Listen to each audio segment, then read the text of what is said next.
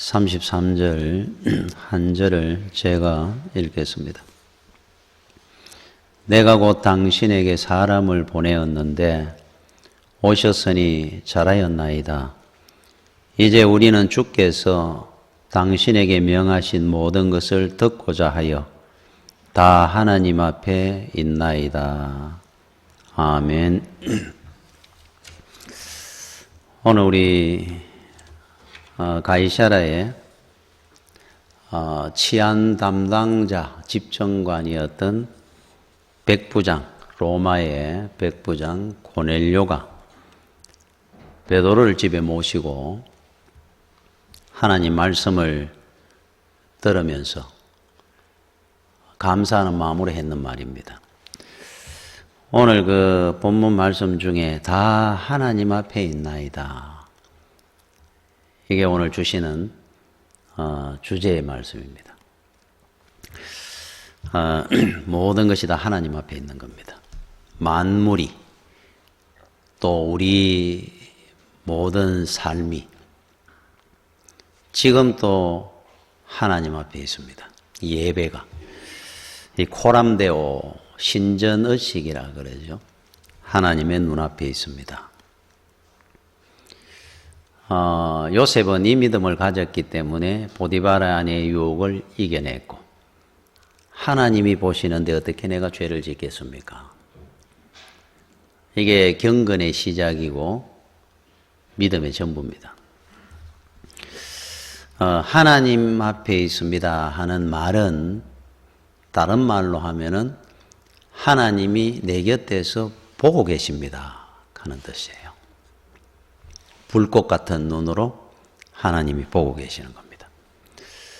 출애굽기 3장 17절에 여호와께서 이르시되 내가 애굽에 있는 내 백성의 고통을 분명히 보고 그들이 그들의 감독자로 말미암아 부르짖음을 듣고 그 고통을 듣고 그 근심을 알고 보고 듣고 알고 있었다. 400년간 애굽의 노예 생활을 하고 있는 이스라엘 백성들,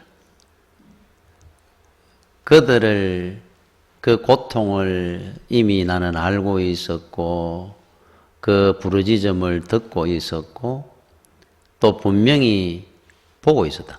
여기 보다 하는 이 말은 이돈 에이돈 히브리어로 이 말의 의미가 뭐냐 하면은 우리가 스쳐 지나가면 한번 슬쩍 보는 거. 많은 사물을 우리는 봅니다. 관심 없이도 볼 수 있어요. 차 타고 지나가면 쑥 보고 그렇게 보는 게 아니고, 이 말은 분명히 보고 우리는 이렇게 번역을 했지만은 원 그대로 아마 이돈 에이돈 보고 또 보았노라 하는 뜻이에요. 봤는 걸 또 보더라. 연구하듯이 집중해서 10번, 100번을 보는 겁니다. 하나님께서. 그래서 400년이 지난 다음에 이스라엘 백성들을 해방시키기를 결정하고 이제 때가 찼음에 모세를 소명을 해가지고 네가 가서 이스라엘 백성들을 해방시켜내라 부르는 장면입니다. 출애굽기 3장은 모세의 소명장이라 그러죠. 거기서 이제 하시는 말씀입니다. 자, 우리는 언제 시험 드느냐 하면은 기도하다 시험 듭니다. 기도를 하면은 시험이 안 들어야 됩니다. 그렇잖아요. 시험 들면 기도가 안 될 건데, 기도를 하다가 시험이 드는 이유는 응답을 못 기다리고 시험이 듭니다. 하나님은 분명히 듣고 있습니다. 우리의 기도의 제목이라는 건 우리 힘든 거를 기도하는 거잖아요. 또 우리의 소망하는 걸 기도하는 건데 다 알고 있습니다, 하나님은. 그런데 왜 우리 기도의 응답이 눈에 안 보일까? 400년의 때가 있었는 것처럼 우리에게도 하나님이 가장 좋은 때를 기다리는 겁니다. 그 때가 차면은 분명히 응답이 옵니다. 그 안에 우리는 시험이 들어서가 문제입니다. 안 들을 리가 있겠습니까? 내 곁에서 불꽃 같은 눈으로 나를 지켜보고 계신 하나님이신데. 사사기 2장 11절에 이스라엘 자손이 여호와의 목전에 악을 행하여 바알들을 섬기며, 목전에 눈앞에서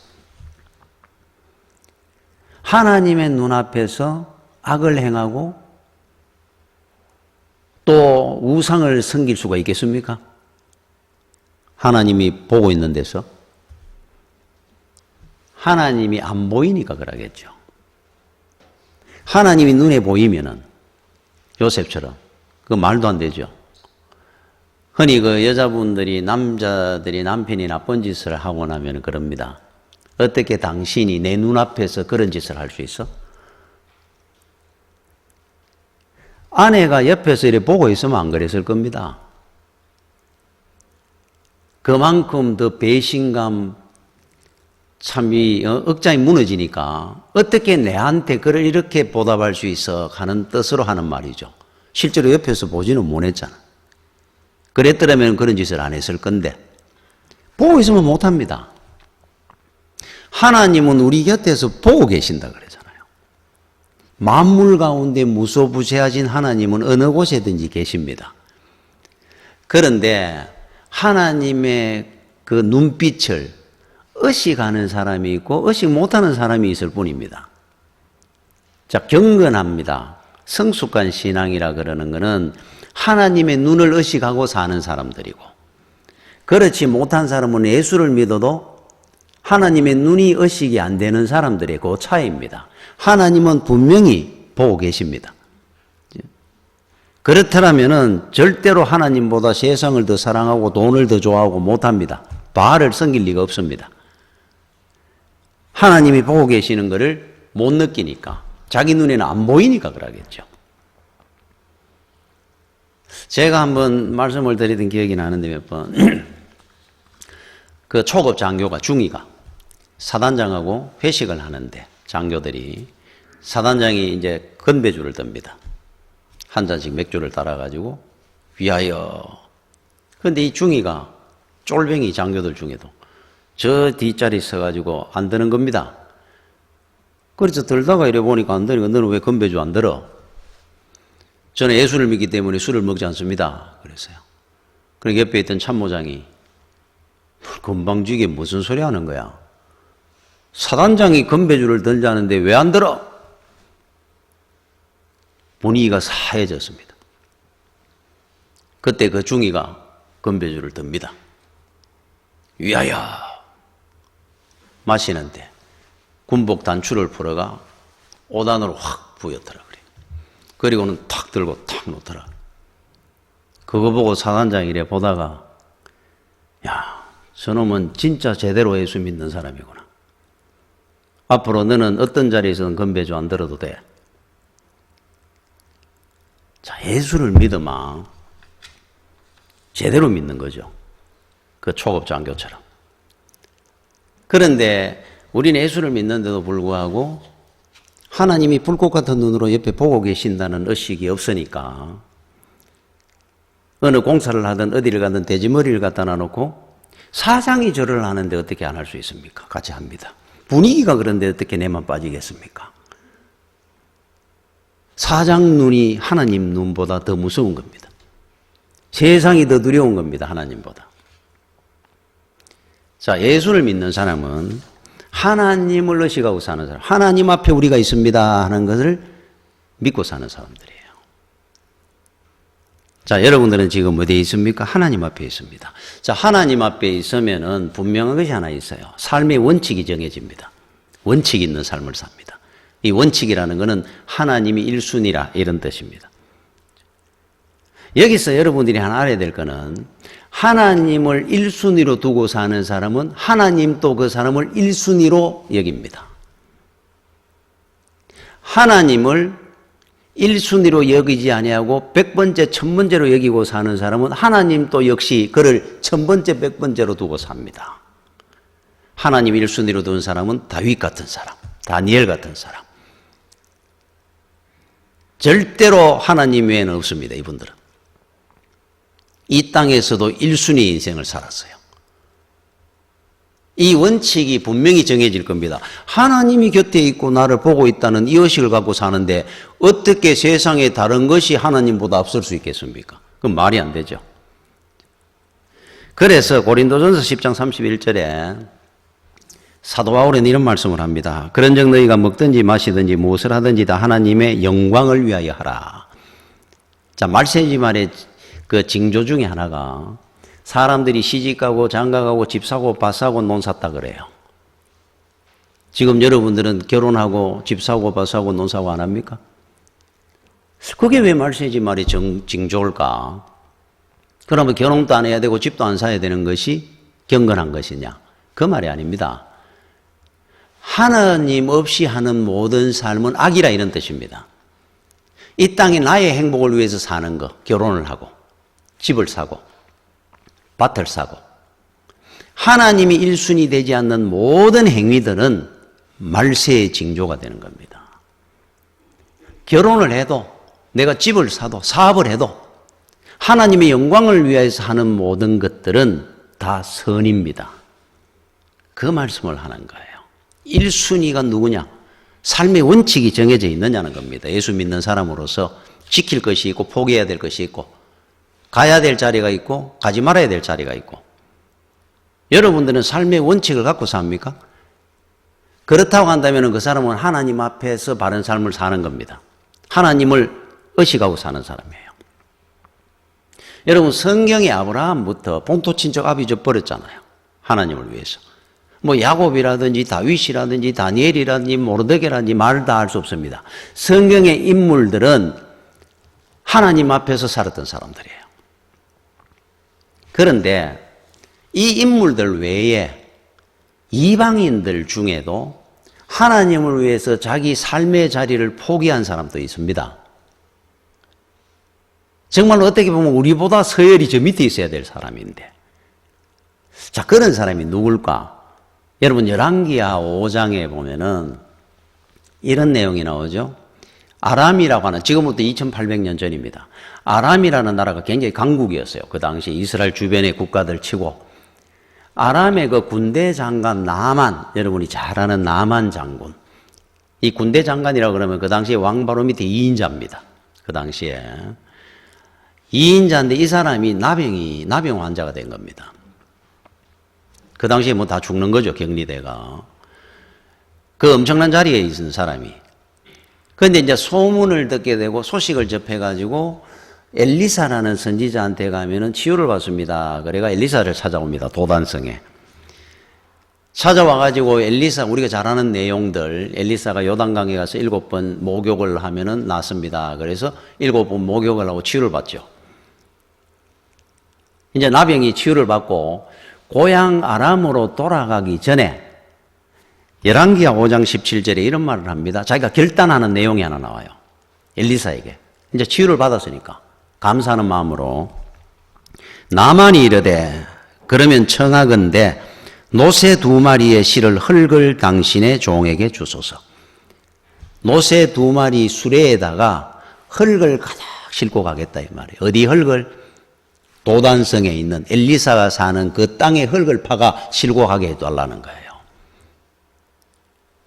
그게 의미입니다. 의미. 나름대로 의미를 갖고 하는 거예요.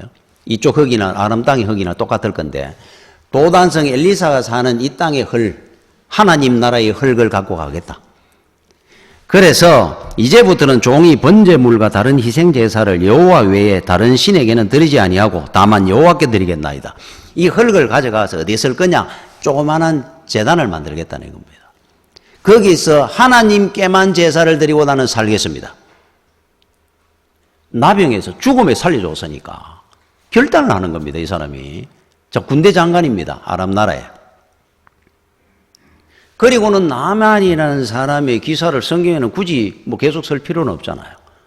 이 사람이 치유받아 나왔다. 이 치유는 하나님의 역사와 엘리사에 대한 기록인데. 자, 그런데 이 사람이 그나마 돌아가가지고 그 대단한 위치에 있는 그 자리를 그 당시에 아람이라는 나라는 림몬이라는 우상을 섬겼습니다. 림몬. 그 섬기는 자리에 빠질 수가 없을 건데 어떻게 살았을까 궁금하지 않습니까? 그 다음 장에 열왕기하 6장에 보면은 아람이 이스라엘을 다시 침략하는 내용의 기사가 실려 나옵니다. 다시 전쟁이 일어납니다. 전쟁이 일어나는데 그때 아람의 왕이 직접 출전을 합니다. 전쟁에. 대단한 전쟁입니다. 대군을 이끌고 왕이 출전을 해가 직접 친전을 해가 온 거예요. 그러면은 그 앞에 군대 장관, 대장군이 누구냐면 나만이었다 그랬잖아요. 나만이 이제 건강이 회복됐습니다. 왕 옆에 나만이라는 이름이 반드시 기록으로 나와야 됩니다. 왜 그러냐면 여러분 다윗왕이 나올 때 요압 장군의 이름이 반드시 나옵니다. 전쟁을 할 때는. 대장수의 이름을 기록에 남겨요. 나만이라는 사람의 이름이 5장 이후로부터 완전히 삭제되고 없어집니다. 추측컨대 이분이 림몬, 그 당시 전쟁을 하려고 그러면은 이스라엘 백성들은 성전의 제단에서 하나님 앞에 제사를 드리고 전쟁을 합니다. 저쪽에는 우상 바알이나 림몬의 제단에 가서 제사를 드리고 전쟁이 나옵니다. 그 당시에는 먼저 신 앞에 허락을 받고 전쟁하는 시대니까. 그리고 이스라엘은 법궤를 들고 나가 전쟁을 했어요. 그 시대인데 림몬 신전에 가서 제사를 드리지 않기로 자기는 결단을 했잖아요. 그 전에 낳고 난 뒤에 돌아갈 때. 그 방법은 딱 한 가지밖에 없습니다. 왕부터 엎드려 가지고 제사를 드리는데 안 드릴 수 있겠습니까? 사임하는 길밖에 없어요. 자기 약속을 지키려고 그러면은. 그 이후에 왜 이름이 안 나왔다고 생각하느냐? 사임한 겁니다. 이 사람은 자기 결단을 반드시 지켰을 사람이라고 인정이 됩니다. 안 그러면 굳이 이런 결단을 할 필요도 없고 흙까지 들고 갔었는데 제단을 만들어 지키겠다고 하나님 앞에. 자기 자리를 버린 겁니다. 하나님 앞에 약속을 위해 가지고. 자, 그렇다고 한다면은 우리도 여러분들이 알아야 됩니다. 여러분들은 지금 어디에 서 있고 무엇을 위해서 하는지를 한번 돌아봐야 돼요. 무엇을 위해서 열심히 뛰고 있습니까? 그래서 어쩔 수 없이 나는 무릎을 꿇을 수밖에 없었습니다. 그 말을 우리는 쉽게 합니다. 나만 장군 같은 사람도 군대 장관이라고 하는 그 당시에 최강국의 하나인 아람 나라의 2인자로 사는 그 자리도 포기하는 사람도 있는데 하나님과의 약속을 위해서 하나님의 영광을 위해 내 앞으로 살겠습니다. 결정을 했기 때문에. 우리의 결성점은 천국입니다. 늘 여러분이 기억을 해야 됩니다. 무엇을 위해서 지금 달리고 있습니까? 원칙이 있어야 됩니다. 그리스도인은. 왜 그래야 되느냐 하면은 하나님이 보고 계시니까. 어떻게 네가 내 목전에서 바알을 섬기고 악을 행하고 내보다 세상을 더 사랑하고 살 수 있느냐라고 하나님이 말씀할 건데. 그 사람이 그리스도인입니다. 하나님 앞에 있는 겁니다. 우리는. 이 사람이 진정한 바른 신앙인입니다. 세상을 살더라도 사도 바울이 그랬죠. 죽게 하더라라고. 남편에게, 아내에게, 손님들에게 내가 물건을 만들마 사는 구매자를 생각할 때 그 사람들만 보지 말고 예수 믿는 사람은 문제를 보고 사람을 보고 사는 사람이 아니고 하나님을 보고 사는 사람인데 여러분 눈에는 하나님이 보여져야 되는 겁니다. 우리는 하나님 앞에 하나님의 불꽃 같은 눈으로 쳐다보고 계시는데 그 속에 우리는 살고 있는 사람이에요. 고넬료도 보고 사는 사람인데 이방인이었던 우리가 예수를 믿은 지가 언젠데 그죠? 아직도 내 눈에는 하나님이 안 보이고 돈이 보이고 사람만 보이고 세상이 보인다 그러면은 여러분은 절대로 경건한 신앙인으로 바로 설 수 없습니다. 제일 우리 신앙과 경건의 첫 번째는 우리는 하나님 앞에 사는 사람이라는 것을 의식하고 사는 거예요. 여러분 헬라 제국에 당시 알렉산더 대왕이 동방 출전을 할 때 이 아시아 쪽으로 인도 쪽으로 해가 정복을 위해서 전쟁을 이제 하러 출발을 할 때 자기 나라에 국고를 창고를 엽니다. 그리고 금, 은, 모든 보화, 화폐 이런 보물들을 출전하는 군인들의 가족들에게 첫째 나눠줍니다. 목숨을 걸고 자기와 함께 전쟁을 치르러 가니까 그 가족들을 편안하게 살리기 위해서. 두 번째, 전 국민들에게 두 번째 남아있는 모든 국고로 있는 재산들을 나눠줬어요. 텅 비었습니다. 그러니까 그 당시로 말하면 우리나라로 말하면 영의정쯤 되는 사람이 폐하 이러면 안 됩니다. 나라의 곳간을 다 비워놔놓으마 앞으로 이 나라가 어떻게 제대로 살겠습니까? 왜 이렇게 결정을 합니까? 곳간을 쿡쿡 많이 채워놔야 앞으로 이 나라가 더 강한 나라가 되고 더 성장할 수 있을 건데 다 비워놔놓으면 어떡하실라 이럽니까? 그때 알렉산더, 그러니까 지도자와 지도자 되지 않는 사람의 차이입니다. 눈에 보이는 것만 보는 겁니다. 세상 사람들은. 지도자는 달라야 돼요.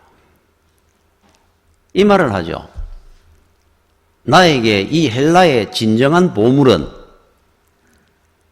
금이나 은이 아니라 희망이다. 그 말을 했어요. 희망이 있으면 이 나라는 분명히 부강해질 거고, 희망이 있는 나라는, 희망을 버리지 않는 나라는 저 곳간은 언제든지 마음만 먹으면 또 채울 수 있다. 저 곳간에 차 있는 저 검은 폐물들이 이 나라를 부강하게 하는 줄 아느냐? 희망을 갖고 있느냐 없느냐의 차이다. 그 말을 했어요. 희망은 곳간에 채워지는 게 아닙니다. 눈에 보이는 게 아닙니다. 그죠? 여러분들이 예수를 믿으면 우리는 특히 더 어떻게 해야 되겠어요? 믿지 않는 알렉산더도 그렇게 생각하고 사는데,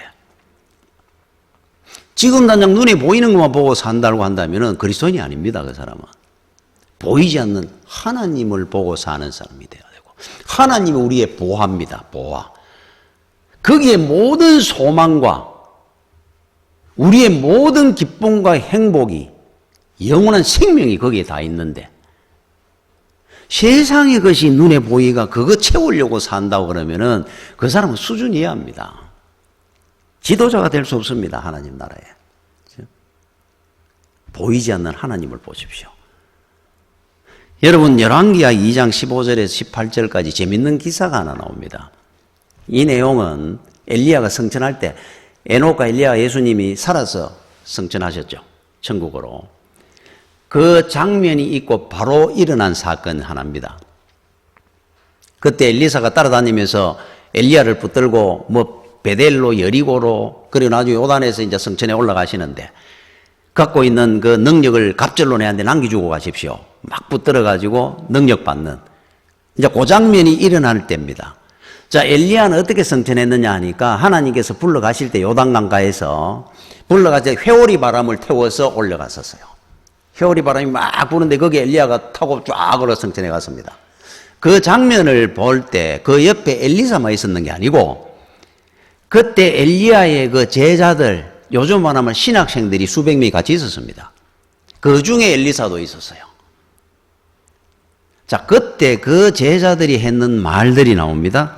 맞은편 여리고에 있는 신지자의 제자들이, 제가 방금 이야기한 엘리야의 그 제자들 신학생들입니다.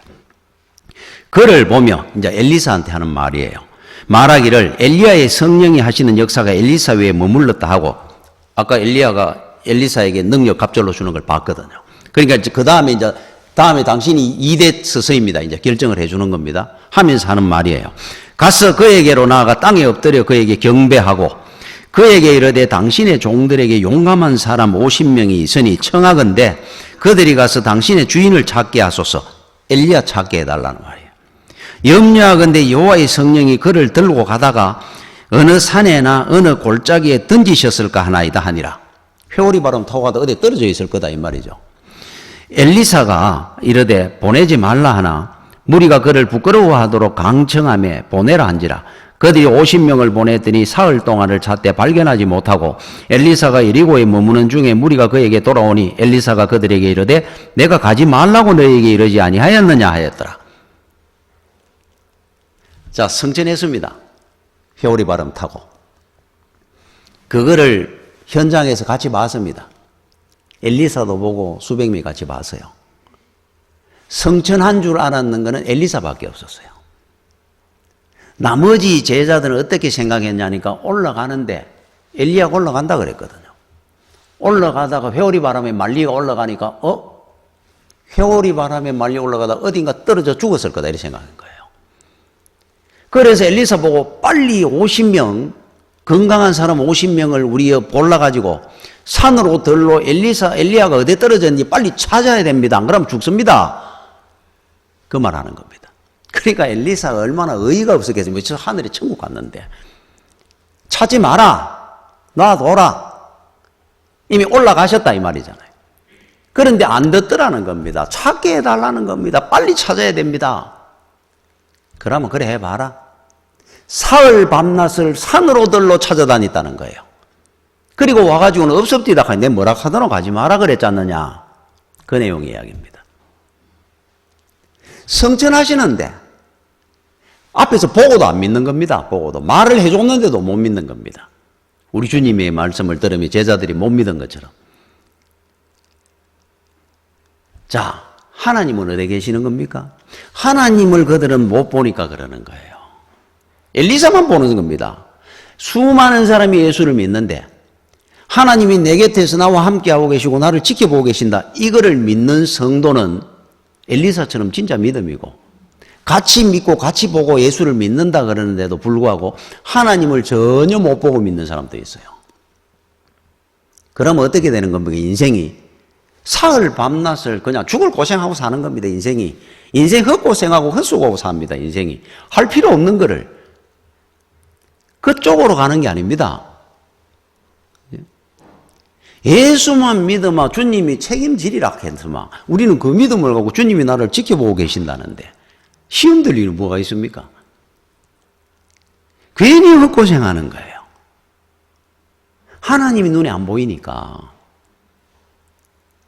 여러분 오늘 제가 읽었던 사도행전 10장 이 말씀은 로마의 그 당시에 백부장 그러면 굉장한 권세자입니다. 옛날에 우리 일제시대 때 순사오마 애들이 울던 애도 거친다. 순사 온다 하면 울던 애가 거쳤다는데 순사 하나가 와도 온 동네가 벌벌 떨릴 텐데 지배국에 이 사람은 로마 군인 하나가 지나가면 그 당시에 뭐 베드로나 이스라엘 사람들 얼굴도 못 들을 정도입니다. 그 시대에는 법도 없는 시절에 그 사람들이 법입니다. 그 중에도 집정관입니다. 이 사람이 치안 담당자입니다. 빌라도는 모든 행정에 다 책임자지만 이 사람은 그 지역에 치안 담당하는 사람인데 굉장히 힘 있는 사람입니다.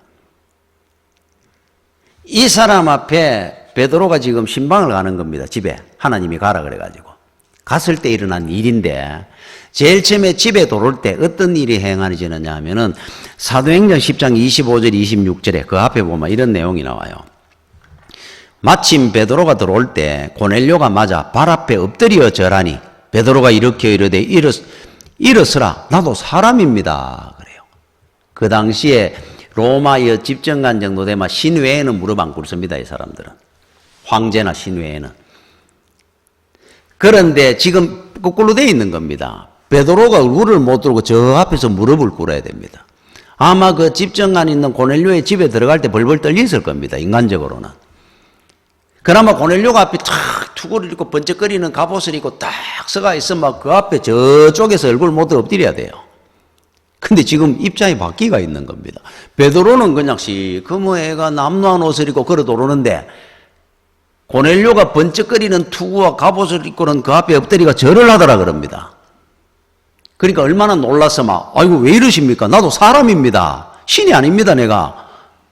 그 사람들은 사람 앞에 무릎 꿇는 사람이 아니니까 그 시대에. 그때 했는 대답이 오늘 제가 읽은 본문입니다. 다 하나님 앞에 있는 겁니다. 내가 지금 하나님 앞에 절하는 거예요. 베드로한테 절하는 것이 아니라 당신이 전하는 그 말은 하나님의 말씀이고 하나님이 보낸 사람이니까 하나님 앞에 내가 절을 하는 겁니다. 여러분 하나님 앞에 있나이다 하는 이 말의 의미 중에 하나가 제가 조금 전에 하나님 앞에 있다고 생각하고 사는 사람은 삶의 원칙이 분명하다 그랬죠. 무엇을 하든지 하나님 영광을 위해 산다. 이 원칙이 분명해질 겁니다. 두 번째, 내가 하나님 앞에 있습니다 라고 생각하고 사는 사람은 사람이나 하나님 앞에 겸손합니다. 겸손해질 수밖에 없잖아요. 하나님이 두려운 거니까. 사람한테 말이라도 함부로 못 할 겁니다. 부정한 짓을 함부로 할 수 없을 겁니다. 교만하지 않을 겁니다. 그건 당연한 겁니다. 여러분 우리나라에도 대통령 앞에 왕 앞에 가가지고 옛날에 나는 세상에 내가 우등생하고 살았고 내가 똑똑한 사람이고 내 대단한 사람이다 하는 사람이 자랑하는 사람이 있습니까? 없잖아요. 왕 앞에 누가 그런 말을 합니까? 나는 미천한 사람입니다. 성은이 망극합니다. 만왕의 왕이신 하나님 앞에 교만할 자가 누가 있겠습니까? 사실은. 하나님 앞에는 이스라엘 백성들이 이름도 못 불렀어요. 여호와라는 말을 못 불러가지고 야훼, 여호와 이런 거 못 불렀습니다. 그 사람들은 감히 두려워가지고. 그래서 2000년 전에는 하나님의 이름을 따로 만들어 불렀어요. 별명을 아도나이 그래가지고. 이거는 사람이 부를 수 있는 이름으로 바꿔서 불러요. 하나님의 이름을 인간이 어떻게 불러 이래가지고. 그래서 이름을 이 성경을 필사하던 사람들은 여호와라는 이름이 나올 때마다 가서 목욕하고 붓도 대로 다 닦아가 씁니다. 그러면 한 절에 여호와라는 이름이 5번 나오면 5번 해야 돼요. 그 앞에 어떻게 교만할 수가 있습니까? 그러면 여러분들은 하나님 앞에 우리가 왜 행동을 갖다가 막 처신을 교만하게 막 행동을 하느냐? 안 보이니까 그러겠죠. 하나님이 내 곁에 계시고 앞에 계시고 보고 계신다는 걸 안 믿으니까. 안 그러면 있을 수가 없겠죠. 그러니까 다윗은 하나님 앞에 나는 벌레만도 못합니다. 어린아이 같습니다. 왕인데. 그 사람은 하나님을 보고 살았으니까. 만왕의 왕이신 하나님 앞에. 고넬료가 지금 그래서 그러는 겁니다. 고넬료 같은 사람도 그 믿음을 갖고 사는데 어떻게 보면은 그는 이방인이고 로마 백부장으로 살았던 사람이 하나님을 어떻게 그렇게 깊이 만났는지 놀랍지 않습니까? 이런 거는 말이 안 될지 몰라도 믿음의 서열로 따지면 우리보다 한참 밑일 것 같던데 그 이방인이. 그런데도 이 정도의 믿음을 갖고 있었는데 이렇게 겸손하게. 자, 우리 한번 확인해 봐야 됩니다. 여러분들은. 사람 앞에 하나님 앞에 겸손해야 복 받습니다. 감히 내 같은 존재가 내가 어떤 존재인지 교만하면 망하는 겁니다. 하나님이 눈에 보이는 사람은 겸손할 수밖에 없어요. 여러분 중국에 지금으로부터 기원전 그러니까 기원전 730년부터 770년부터 한 430년까지가 춘추전국 시대입니다. 그 당시에 오나라에 의해서 월나라가 망하는데 패망하는데 원래 월나라가 굉장히 강국이었어요. 춘추전국 시대에. 오나라가 약소국입니다. 늘 침략을 당하고 뭐 조공바치고 그런데 언제부턴가 월나라에 조금씩 기울기 시작하더니만은 약소국으로 생각했던 오나라에 의해서 월나라가 패망을 해버립니다. 그 곁에 있던 위나라라는 나라의 문왕이 참 역사를 보면 신기하지 않습니까? 월나라가 오나라한테 망했다고. 그래서 대신들 앞에 질문을 합니다. 어떻게 월나라가 오나라한테 망할 수 있느냐? 그때 이극이라고 하는 신하가 이렇게 대답을 해요. 망하는 것이 당연합니다. 왜냐? 월나라는 전쟁을 할 때마다 그동안 한 번도 패한 적이 없기 때문입니다. 한 번도 안 졌다는 겁니다. 월나라는. 백전백승했어요.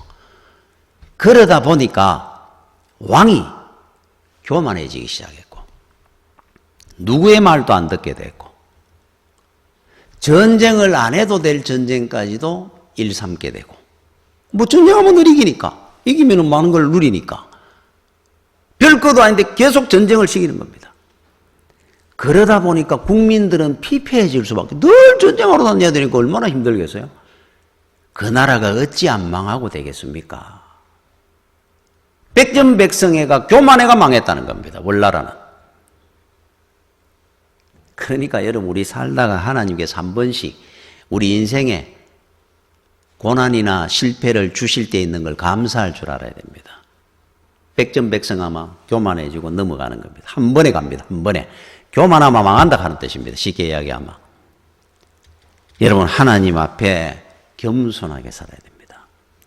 여러분 우리 오늘 제가 읽었던 이 본문 뒤편의 44절에 베드로가 이 말을 할 때 성령이 말씀 듣는 모든 사람에게 내려오시니 성령과 하나님의 말씀은 내려갑니다.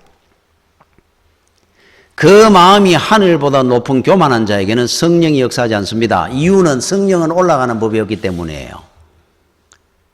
임동진 장로가 만들었던 그 영화 낮은 곳에 임하소서 하는 영화가 있었죠. 성령과 하나님의 말씀은 겸손한 자의 심령을 찾아갑니다. 내려가게 돼 있으니까. 비싼 논과 싼 논의 차이는 뭔 줄 압니까? 물대기 좋은 논, 비싼 논이고, 물대기 어려운 논은 저 산 비탈에 있는 논은 싼 논입니다. 저 밑에 물대기 강 옆에 있는 이런 데는 전부 평야, 전부 풍족하게 살잖아요. 똑같습니다. 우리 심령이, 여러분들이 왜 심령에 은혜가 없느냐, 우리가. 말씀이 안 들립니까? 하나님, 하늘보다 여러분의 마음이 높이 두고 있어서 그래요. 낮아 보십시오. 우리 심령이 낮은 곳에는 말씀이 찾아 들어가고 성령이 역사하게 돼 있어요. 그래서 여러분들이 은혜를 받는다, 못 받는다, 그것은 어디에 차이냐? 겸손하지 못하면 은혜 못 받는 겁니다. 교만해져서 그래요. 늘 확인해야 됩니다. 사람 앞에, 하나님 앞에 내가 교만한지, 겸손한지, 내 자리를 확인하고 살아야 돼요.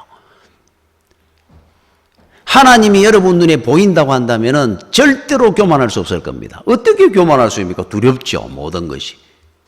내 부족함이 먼저 보일 건데. 그죠? 여러분, 우리나라의 그 프로야구의 감독들 중에 레전드라고 할 수 있는 김경문 감독이라는 분이 있습니다. 이분은 그 두산 감독도 했고, NC 그 다이노스 그 감독도 하다가 국가대표 감독을 했습니다. 이분이 유명했던 것 중에 하나는 베이징 올림픽 금메달을 땄습니다. 우리나라가. 그때 이분이 감독이었어요. 이제 금메달을 따고 돌아왔을 때 이분이 했는 인터뷰 중에 마지막에 이런 말을 합니다. 막 레전드로 막 칭송을 하고, 참 감독의 그 당시에 그 능력이 대단했다고 이렇게 칭찬하고 이러니까 그때 이분이 했는 말입니다. 제가 감독으로서, 지도자로서 제일 중요한 것은 자기 관리라고 생각을 하는데, 자기 관리 중에 제일 경계해야 될 것이 하나 있는데 허명입니다. 그랬어요. 허명이 뭐냐? 부풀려져 있는 헛된 명성. 그러니까 쉽게 이야기하면 이거 내가 한 거 아니라는 말이에요. 자꾸 나를 갖다가 높이고 감독이 대단하다가 아닙니다. 선수들을 이런 사람들을 만났기 때문에 그렇잖아요. 선수들이 훌륭하고 내 주변에 있는 코치들이 좋아가지고 나는 그저 우승했는 감독만 이름만 갖고 있었지 우승한 사람인데 이 모든 영광을 자꾸 감독한테 돌리니까 제가 이런 것 때문에 무너질까 봐 겁이 난다 이 말이에요. 저는 아무것도 아닙니다. 야, 그 사람 훌륭하죠. 허명을 조심해야 됩니다, 여러분. 허명을. 그렇죠? 지금까지 우리가 어떻게 살아왔습니까? 하나님 은혜로 살은 겁니다. 내가 한 게 어디 있습니까? 그런데 자꾸 스스로 나를 부풀려 올립니다. 내가 이렇게 했고 내가 어떻게 했고 그것 때문에 인생은 무너집니다. 원칙을 여러분들이 앞으로 분명히 가지고 무엇을 하든지 먹든지 마든지 하나님의 영광을 위해서 해라. 이게 첫 번째 원칙입니다. 하나님 앞에 있다고 생각하는 사람들은. 두 번째, 겸손한 겁니다. 여러분, 1992년도 스페인 바르셀로나 올림픽 때 우리나라 금메달을 땄는 사람이 황영조 선수입니다. 이 황영조 선수가 금메달을 딸 때, 여러분 지금 그 당시가 기억이 잘 안 날 겁니다. 그때. 아마 제가 이야기를 하면 부시 기억이 날 거예요.